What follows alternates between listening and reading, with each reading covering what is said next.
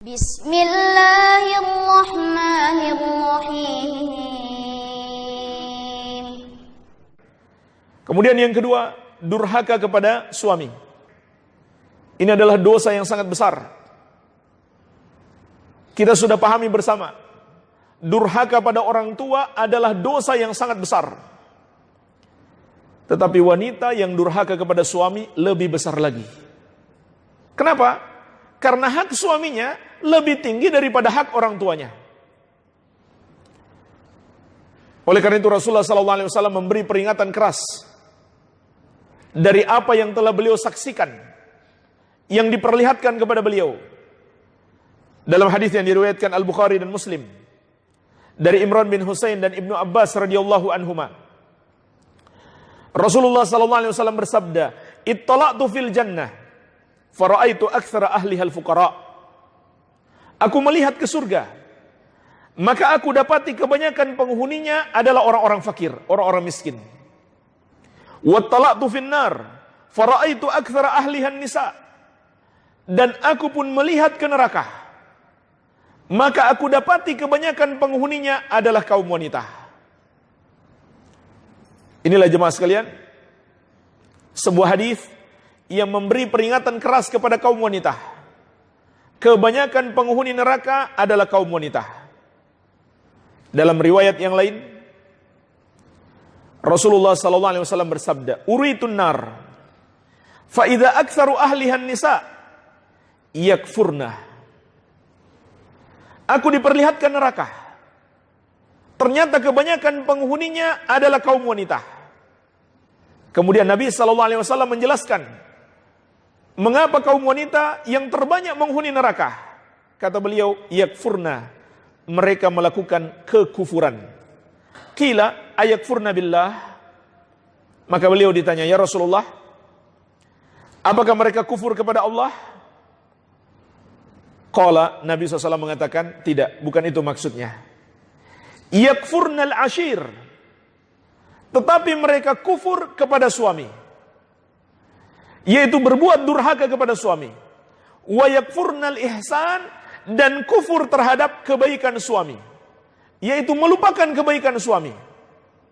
Terlebih lagi ketika suaminya melakukan satu kesalahan, hanya dengan satu kesalahan itu dia lupa 100 kebaikan suami. Kata Nabi SAW, "Lau ahsanta ila ihdahunna ad-dahr, thumma ra'at minka syai'an, qalat ma ra'aitu minka khairan qat." Andaikan engkau berbuat baik kepada salah seorang istrimu itu selama setahun penuh, kemudian dia melihat satu kesalahanmu, maka dia pun berkata, aku tidak pernah melihat darimu kebaikan sedikit pun. Subhanallah. Hanya karena satu kesalahan suaminya, dia lupakan banyak sekali kebaikan suaminya kepadanya. Inilah jemaah sekalian, termasuk kedurhakaan kepada suami. Dalam riwayat yang lain, riwayat Muslim dari Jabir radhiyallahu anhu, Nabi SAW juga menyebutkan di situ sebabnya. Li'anna kunna tukthirna syakata wa takfurna al-ashir. Karena kalian, wahai para wanita, banyak mengeluh dan kufur terhadap suami. Banyak mengeluh di sini, kata para ulama, mengandung dua makna. Yang pertama, selalu mengeluhkan suaminya, padahal suaminya sudah banyak berbuat baik kepadanya. Hanya karena 1-2 kesalahan suami, di mana-mana dia keluhkan suaminya.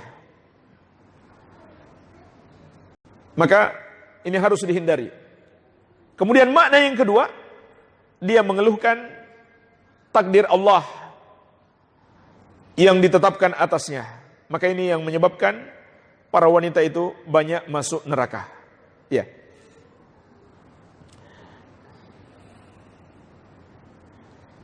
Dan termasuk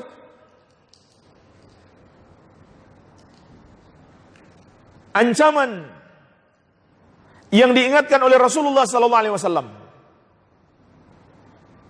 untuk wanita yang durhaka kepada suami. Dan durhaka itu mencakup semua perbuatan buruk. Semua perbuatan buruk seorang istri kepada suami itu disebut kedurhakaan. Atau semua perintah dan keinginan suami yang tidak mau ditunaikan oleh istri, maka itu adalah kedurhakaan. Kecuali kalau suaminya menginginkan istrinya atau menyuruh istrinya melakukan maksiat kepada Allah, maka tidak boleh dia taat kepada suami. Itu bukan kedurhakaan. Kalau dia menentang suaminya yang menginginkan dia untuk melakukan dosa. Karena Nabi SAW telah menegaskan, la ta'ata li makhlukin fi maksiatil khaliq. Tidak boleh taat kepada makhluk dalam bermaksiat kepada Allah Sang Pencipta.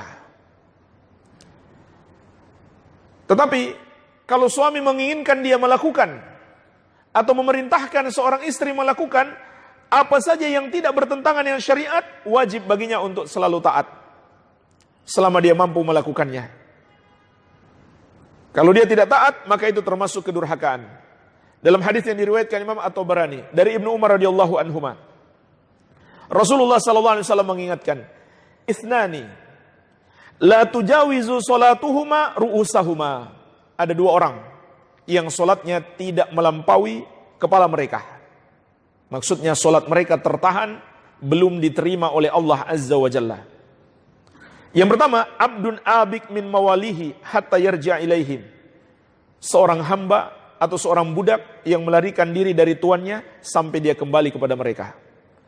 Wa mra'atun asad zaujaha hatta tarji'ah. Yang kedua, seorang wanita yang menentang suaminya sampai dia kembali bertobat. Maka solatnya tertahan, tidak diterima oleh Allah Azza wa Jalla. Jadi ini juga peringatan keras bagi para wanita. Termasuk kedurhakaan istri kepada suami,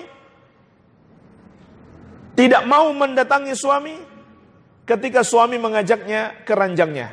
Maksudnya untuk berhubungan badan. Sebagaimana dalam hadis Abu Hurairah radhiyallahu anhu yang diriwayatkan Al-Bukhari dan Muslim.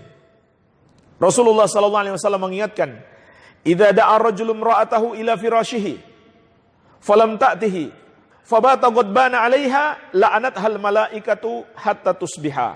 Apabila seorang suami mengajak istrinya ke ranjangnya, tapi istrinya tidak mau mendatanginya, tidak mau melayani suaminya, kemudian suaminya itu tidur di malam itu dalam keadaan marah kepadanya, maka para malaikat melaknatnya sampai pagi. Bahkan dalam hadis yang diriwayatkan Imam At-Tirmidzi dari Talq bin Ali, Rasulullah sallallahu alaihi wasallam bersabda, "Ayyuma rajulin da'a zaujatahu lihajatihi falta'tihi walau kanat 'alat tannur."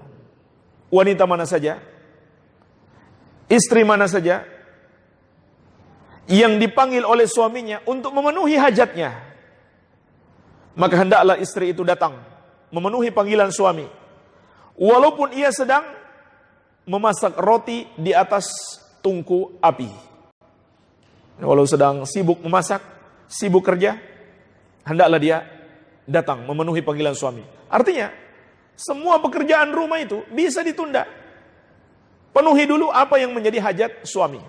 Bahkan disebutkan dalam riwayat yang lain, walaupun dia mau keluar karena satu hajat, dan dia sudah berada di atas kendaraannya, hendaklah dia turun memenuhi panggilan suami. Kemudian juga dalam hadis yang diriwayatkan Imam At-Tirmidzi dari Mu'adz bin Jabal radhiyallahu anhu, Rasulullah sallallahu alaihi wasallam mengingatkan, "La tu'dhi imra'atun zawjaha fid dunya." Tidaklah seorang istri menyakiti suaminya di dunia. Illa qalat zawjatuhu minal huril 'ain. Kecuali istrinya dari kalangan bidadari akan berdoa kepada Allah. Kalau dia calon penghuni surga, maka Allah sudah siapkan istrinya dari kalangan bidadari. Maka mereka berdoa kepada Allah, seraya mengatakan kepadanya, "La tu'dhi," jangan kamu sakiti dia. "Qatalakillah," semoga Allah memerangimu. "Fa innama huwa indaki dakhil yushiku ayufariqaki ilaina." Sesungguhnya suamimu itu hanya sementara bersamamu, tidak lama lagi dia akan meninggalkanmu menuju kepada kami. Jadi Ini doa para bidadari ketika istrinya di dunia menyakiti dia. Jemaah sekalian, untuk melakukan puasa sunnah sekalipun, seorang istri harus minta izin kepada suaminya. Karena jangan sampai suaminya punya hajat kepadanya. Sebagaimana dalam hadis yang diriwayatkan Al-Bukhari dan Muslim dari Abu Hurairah radhiyallahu anhu, Rasulullah sallallahu alaihi wasallam bersabda, "La yahillu limra'atin antasuma wa zawjuha syahidun illa biiznih." Tidak halal bagi seorang wanita melakukan puasa dalam keadaan suaminya sedang ada di rumah kecuali dengan izin suaminya. Tapi maksudnya di sini adalah puasa sunnah. Kalau puasa Ramadan, puasa wajib, tidak harus minta izin kepada suami. Bahkan kalau suami melarang, maka dia berdosa besar, nggak boleh ditaati. Kemudian lanjutan hadis, wala ta'zan fi baitihi illa biiznih. Dan tidak boleh dia mengizinkan seorang pun masuk ke rumahnya. Tidak boleh seorang istri mengizinkan seorang pun masuk ke rumah suami tanpa izin darinya. Baik, inilah jemaah sekalian, dosa besar kaum wanita durhaka kepada suami.